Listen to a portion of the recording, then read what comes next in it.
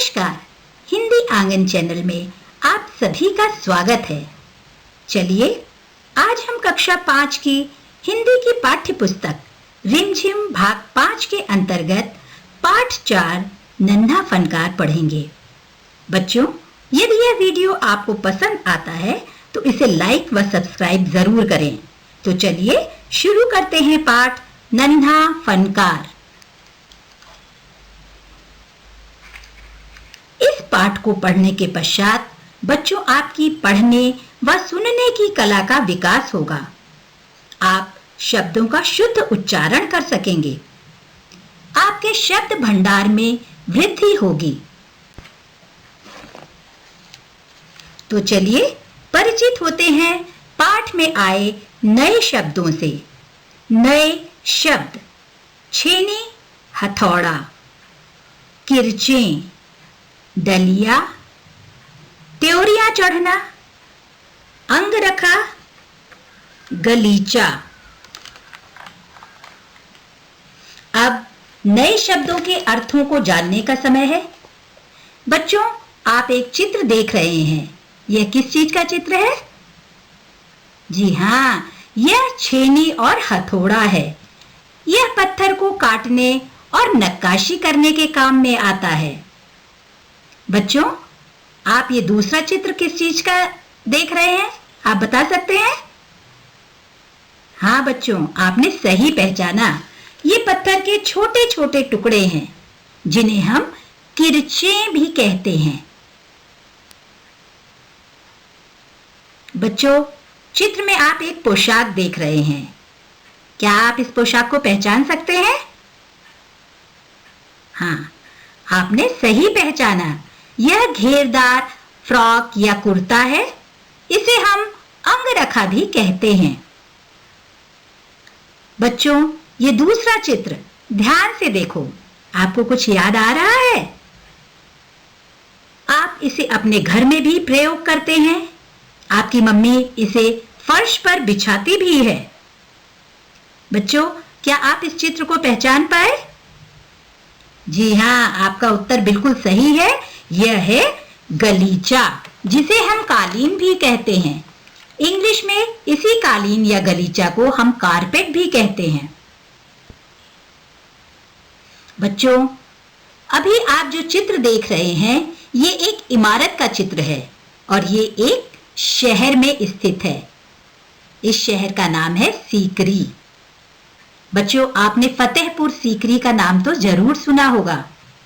ये आगरा के पश्चिम में स्थित है। इसे बादशाह अकबर ने बनवाया था और बसाया था। बच्चों, दूसरा चित्र आप देख सकते हैं। इस चित्र में आपको पत्थर पर कटाव का काम दिखाई दे रहा है। आप अपने मम्मी पापा के साथ किले और पुराने मंदिर तो घूमने गए ही होंगे ना। वहां आपने पत्थरों पर ऐसी घुमाव और कटावदार डिजाइनें भी देखी होंगी। इस तरह की घुमावदार और कटावदार डिजाइन को हम नक्काशी भी कहते हैं। नक्काशी पत्थर को काटकर उभारी और उकेरी गई डिजाइन है। नन्हा फनकार। वह लड़का एक चौकोर लाल पत्थर के पास बैठ गया। उसने जल्दी जल्दी कोई प्रार्थना बुदबुदाई और छेनी हथौड़ा उठाकर अपने काम में जुट गया। कुछ दिन पहले ही उसने इस पत्थर पर घंटियों की कतारें और कड़ियां उकेरना शुरू किया था। लड़के ने एक अधबनी अधूरी घंटी पर छेनी की नोक टिकाई और सावधानी पूर्वक हथौड़े से घंटी पर नक्काशी करने में जुट गया। हथौड़े के वार से पत्थर पर जो कटाव उभरता, उससे पत्थर की किरचें छितरा जाती और वह आंख सिकोड़ लेता। साथ साथ धीमी आवाज में वह कुछ गुनगुनाने भी लगता। उसके चारों ओर दूसरे संग तराश भी अपने अपने काम में डूबे हुए थे। केशव 10 साल का था और अभी अपना काम सीख ही रहा था। पिता के एक बार करके दिखा देने पर वह सीधी लकीरों वाले और घुमावदार डिजाइन उकेर सकता था। अब तक उसने नक्काशी का जो भी काम किया था, उनमें से इन घंटियों को बनाना ही सबसे ज्यादा मुश्किल था। केशव जानता था कि एक दिन तो ऐसा जरूर आएगा जब वह बहुत बारीक जालियां, महीन नफीस बेलबूटे, कमल के फूल, लहराते हुए सांप और इठलाकर चलते हुए घोड़े, ये सब पत्थर पर उकेर पाएगा, ठीक उसी तरह जैसे उसके पिता बनाते हैं। कई साल पहले जब वह पैदा भी नहीं हुआ था, उसके माता पिता गुजरात से आगरा आकर बस गए थे। बादशाह अकबर उस वक्त आगरे का किला बनवा रहे थे और केशव के पिता को यही काम मिल गया। केशव का जन्म भी आगरे में ही हुआ था। उसे गुजरात के पुश्तैनी गांव जाने का तो कभी मौका ही नहीं मिला। आगरे की गलियां और अब सीकरी, बस यही उसका घर थी। चारों ओर हो रही छेनी हथौड़ों की ठक ठक खड़ खड़ के बीच केशव को किसी के कदमों की आहट भी न सुनाई पड़ी। इसलिए अचानक कानों में एक आवाज पड़ने पर वह चौंक गया। माशा अल्लाह, ये घंटियां कितनी सुंदर हैं। तुमने खुद बनाई है? पीछे मुड़कर केशव ने आंखें उठाई तो उसे एक आदमी दिखा। बेशक मैंने ही ये घंटियां बनाई हैं। क्या मैं आपको पत्थरों पर नक्काशी करता नहीं नजर आ रहा? देखते नहीं, मैं ही पत्थर को तराश रहा हूं।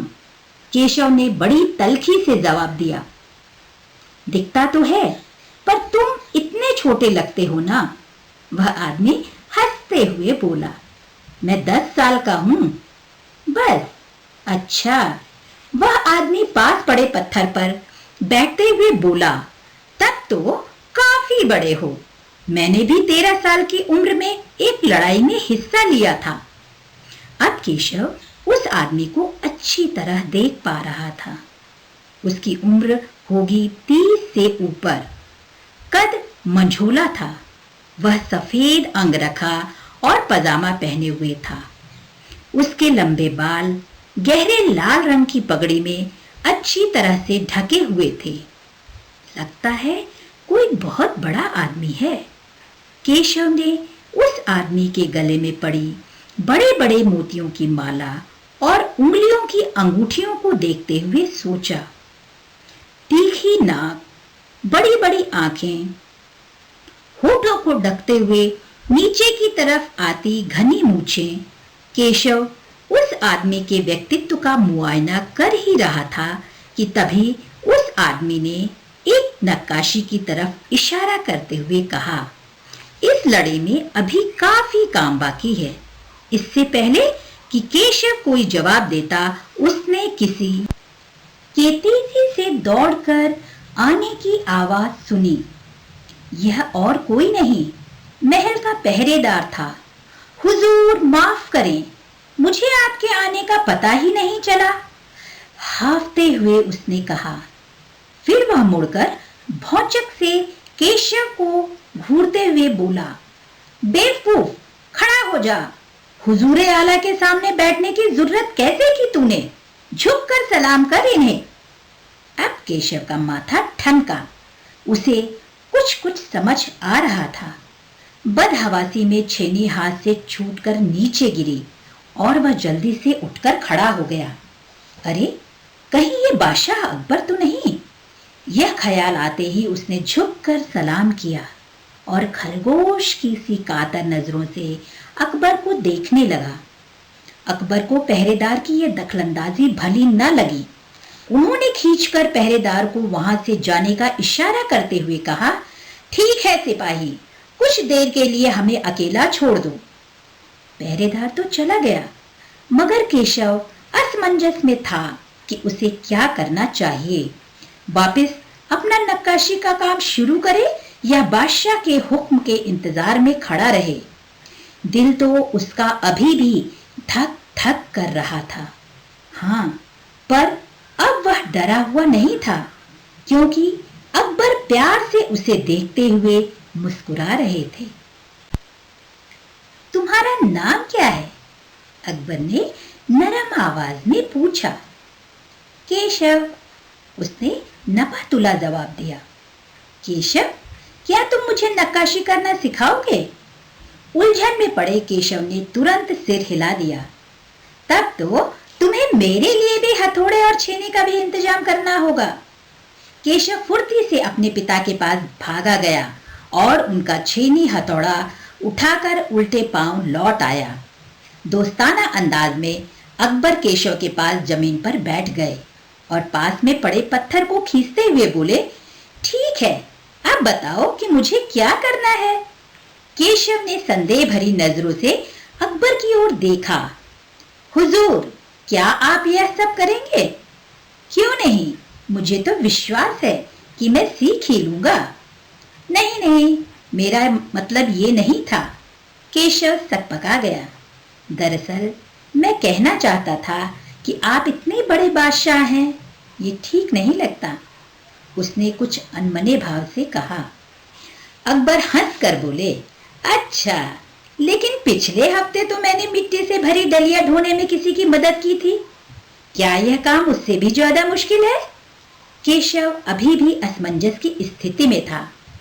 वह अकबर के पास बैठ गया और उन्हें छेनी पकड़ने का सही तरीका सिखाने लगा।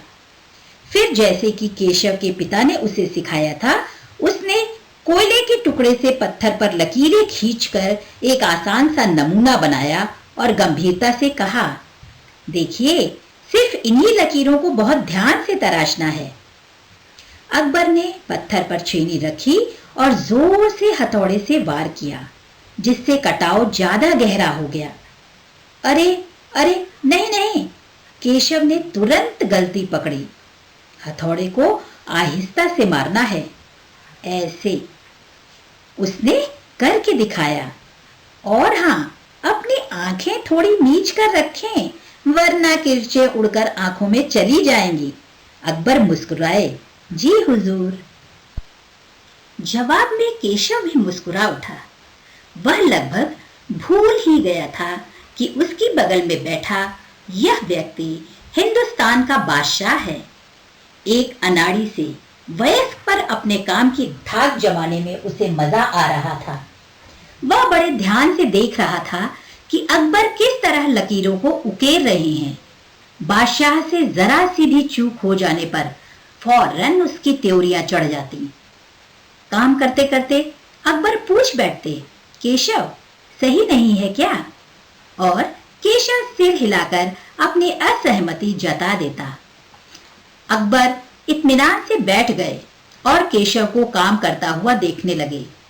अपने काम में खोए हुए उन दोनों को इस बात का एहसास नहीं हुआ कि आसपास मौजूद दूसरे संगतराश उन्हें बड़े कौतूहल से देख रहे हैं। अकबर ने गौर किया कि केशव पत्थर पर बने नमूनों को ही नहीं तराश रहा था, बल्कि अपनी तरफ से उनमें कुछ जोड़ रहा था, जिससे वे डिजाइन ज्यादा खूबसूरत लग रहे थे। लड़के के काम करने के अंदाज को देखकर अकबर ने धीमे से कहा, केशव, देखना, एक दिन तुम बहुत बड़े फनकार बनोगे। हो सकता है कि एक दिन तुम मेरे कारखाने में काम करो। कारखाना? कैसा कारखाना?